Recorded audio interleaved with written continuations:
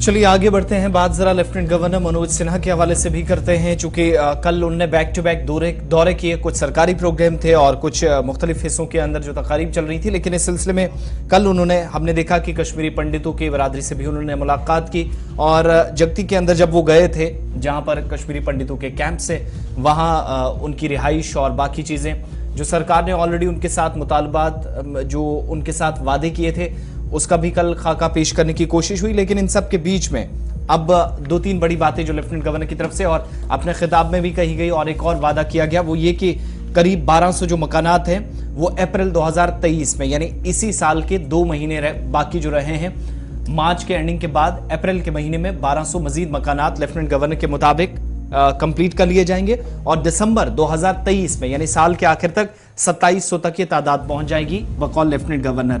कश्मीरी पंडितों के जो मामलात हैं, इनमें सबसे बड़ा मसला टारगेट किलिंग का भी है। वो भी जो वफद है या मकामी आबादी है कश्मीरी पंडितों की जगती के अंदर, उनने लेफ्टिनेंट गवर्नर के नोटिस में लाया। तो लेफ्टिनेंट गवर्नर के मुताबिक कि जम्मू कश्मीर के अंदर या जो वादी के अंदर जिन जिन एरियाज के अंदर इन लोगों को टारगेट किया गया, ये सिर्फ किसी एक कम्युनिटी पर, किसी एक शख्स पर नहीं, बल्कि मुल्क की सलामती पर या सालमियत के लिए खतरा करार देते हुए कहा कि सारी सूरत हाल से निपटने के लिए हुकूमती सतह पर मुमकिन तौर पर जो इकदाम उठाए जा सकते थे उनमें उठाए गए और उनमें सबसे बड़ा मसला रिहाइश का उन्होंने खुद कहा और एतराफ़ किया इस बात का कि इंतजामिया के सामने जो बड़ा चैलेंज था उससे निपटने में इंतजामिया ने कम से कम अभी तक काम किया है। इसी दौरान उन्होंने ये वादा कर दिया कि 2700 साल के एंड तक, लेकिन इस साल पहली जो कोशिश है कि तकरीबन 2 महीने बाद, यानी मार्च का महीना खत्म होते होते जब हम अप्रैल में दाखिल होंगे, तो 1200 के आसपास जो मकानात हैं कश्मीरी पंडितों के लिए, उन लोगों के लिए जिन्होंने अपना घर बार छोड़ा है 90s की बात या उसके अराउंड, तो उन लोगों को तैयार करके दिए जाएंगे। अच्छा जी, ये तो कश्मीरी पंडित वो हैं जी जो प्राइम मिनिस्टर पैकेज के तहत आएंगे, उनको ये दिया जाएगा कल। लेकिन कल लेफ्टिनेंट गवर्नर ने एक और बात भी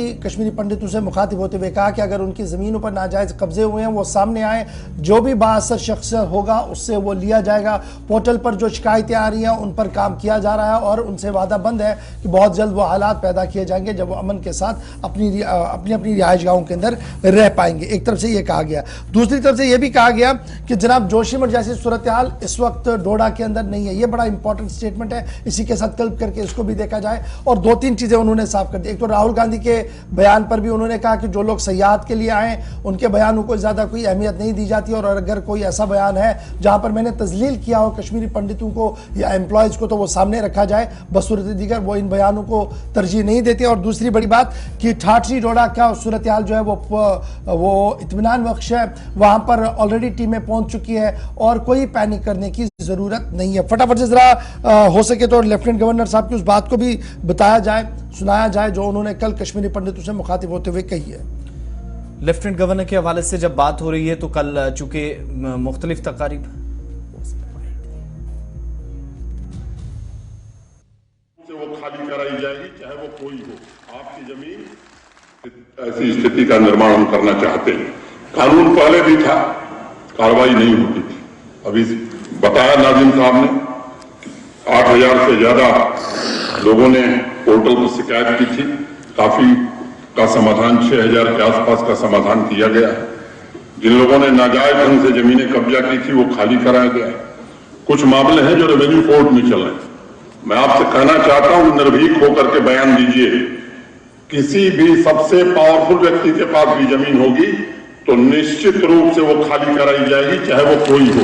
आपकी जमीन अगर गैर वाजिब दाम में बिकी है तो उसका भी इंतजाम किया